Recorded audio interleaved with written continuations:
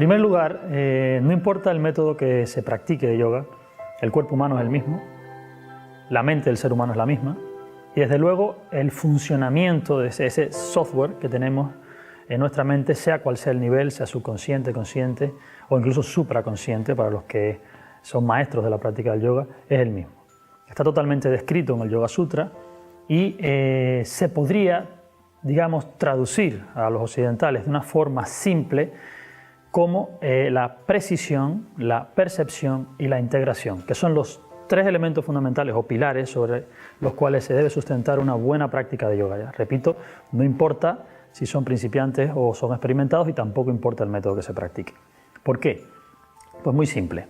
La precisión es lo que permite discriminar si la sensación de diferencia que se produce entre los hemisferios del cuerpo, entre la banda derecha e izquierda o en la cara frontal y posterior, se produce por una mala postura, es decir, que es imprecisa la postura, o porque esa diferencia es inherente a nuestro cuerpo.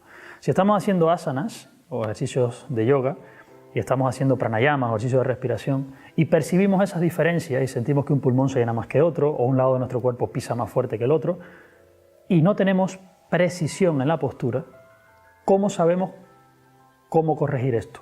¿De qué forma lo corregimos? Entonces, si no hay precisión, no sabemos cómo poner nuestro cuerpo en un estado de equilibrio. Eso es lo primero. Luego, la percepción nos permite la comunicación correcta del cerebro con cada una de las partes del cuerpo. Si no existe percepción en la práctica, la conciencia sencillamente no profundiza. Seguimos trabajando con la vista. O sea, corregimos una pierna porque la vemos. Cuando no la vemos no la podremos corregir porque la comunicación nerviosa entre el sistema sensitivo y motor de la propia región que queremos corregir no está potenciado. Y eso se potencia con la práctica, eso se le llama percepción, a un nivel muy bajo, pero es percepción y a partir de ahí, pues más en profundidad. Y finalmente, el yoga se trata de unión, unificación. Nuestra mente no es una mente que esté en un estado de unidad, es una mente que está en un estado de separatividad. Y cuando empezamos a hacer posiciones de yoga nos damos cuenta. Cuando pensamos en el pie se nos olvida el hombro. Cuando pensamos en el hombro se nos olvida el pie. Es decir, la mente salta del pie al hombro o del hombro a la pierna o al vientre según el foco de atención se mueva. Y entonces esto es imposible que nos conduzca a un estado en el que la mente por sí sola engloba el punto de atención o el foco, engloba todo el área de la idea que se quiere trabajar y se llega a estados que se conocen como concentración o sencillamente abstracción sensorial, que es pratyahara o meditación.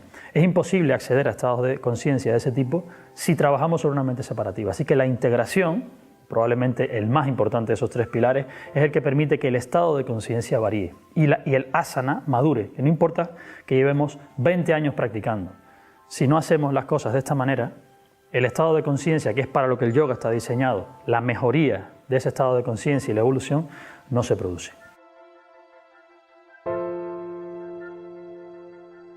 Yo respondería a esa pregunta con una pregunta. ¿Dónde está, en qué área de su cuerpo, o de su mente, o de todo lo que les define como ser humano, dónde está la conciencia? ¿De qué zona de ustedes mismos son conscientes en este momento? La respuesta es simple, de la piel. La conciencia en el ser humano corriente está de la piel hacia afuera. Sufrimos de una extroversión enorme con respecto a la capacidad de introversión que tenemos. Nos hemos hecho a imagen y semejanza del ojo. Nuestra mente depende directamente del ojo. Somos altamente audiovisuales en este momento. Nuestra práctica depende del ojo. Por eso, cuando hacemos una posición, y todos los principiantes me lo preguntan siempre, ¿podemos poner un espejo para saber si estamos bien? Eso me lo preguntan a diario. ¿Se lo pueden poner? Lo que pasa es que mientras más espejos usan, mientras más siguen usando el ojo, más debilitan el resto de los canales sensoriales del cuerpo, que son los que van a dar la propiocepción.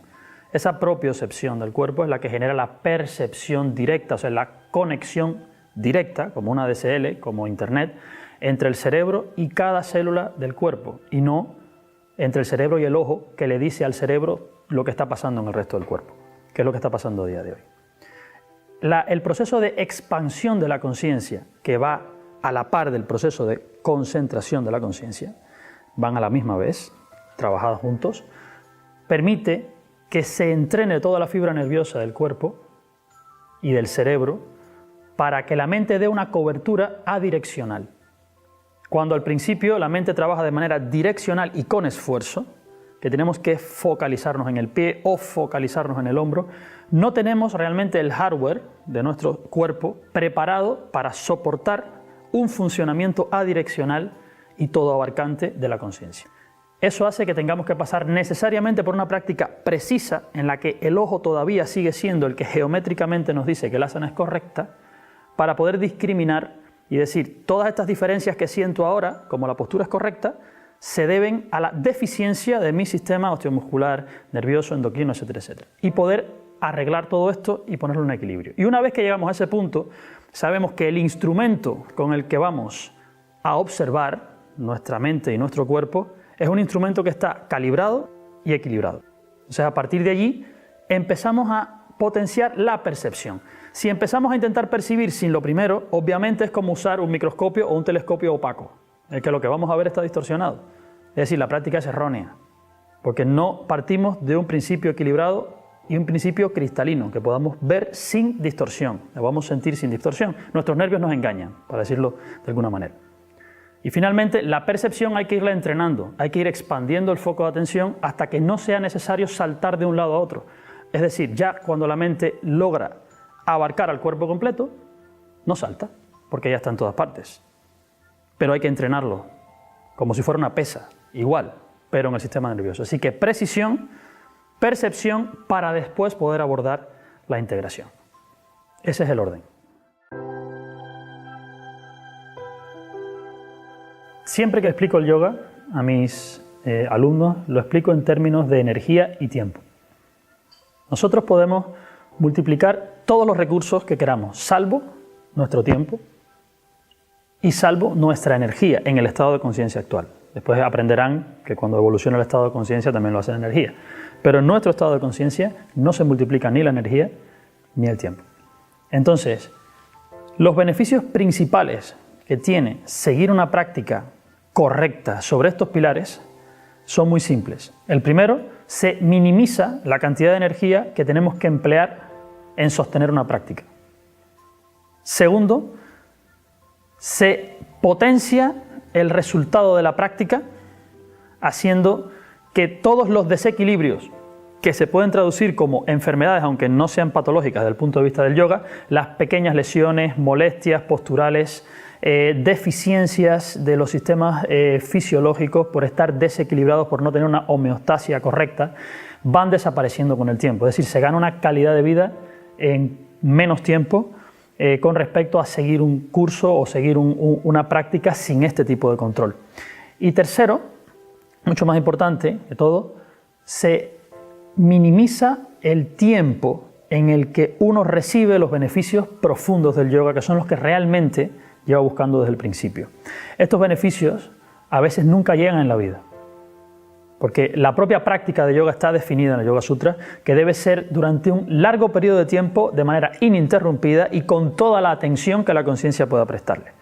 Y en un momento actual en el que la extroversión que nos exige el propio sistema social en el que estamos viviendo en Occidente, es casi imposible que sin un método riguroso y ya optimizado nos planteamos, incluso a medio y largo plazo, convertirnos en yogis en el mismo siglo XXI en el que vivimos. Y el objetivo que yo tengo con estos tres pilares es que esto sea posible aquí y ahora, en mitad de esta sociedad. Que no sea necesario un retiro, que no sea necesario nada más que vivir aquí, pero hacer las cosas correctamente estructuradas y observadas, para que el resultado sea óptimo y nuestra energía y nuestro tiempo dedicados a ellos, mínimo. Ojalá hubiese tenido yo al principio de mi práctica una guía como esta, para comenzar a practicar. Yo les diría que tengan muy en cuenta que el yoga es uno de esos ejercicios en los que importa más la relación que establecemos con él que el resultado que da el ejercicio. Porque la transformación a la que está evocando el ejercicio de yoga no es una transformación meramente física. Por eso es un ejercicio que no es cuantificable únicamente en resultados de elasticidad o fuerza o equilibrio corporal.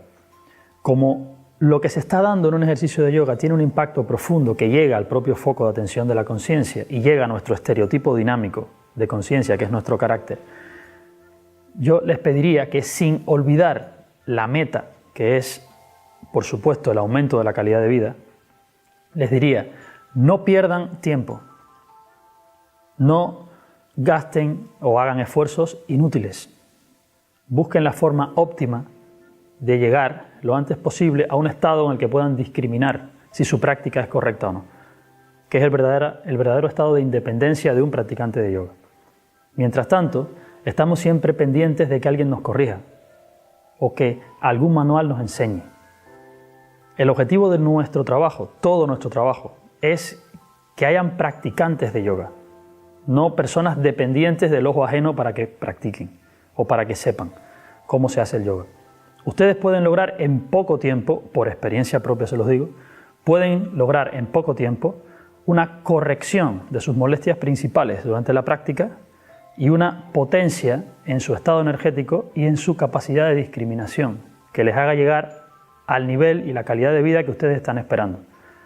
Les diría que se fijaran en este enlace que está justo debajo, que entraran y que de forma gratuita vean la información que hemos preparado. Si está hecha para que de manera gratuita ustedes la vean, se beneficien de ella y la divulguen, porque es algo que a día de hoy todo el mundo debería saber.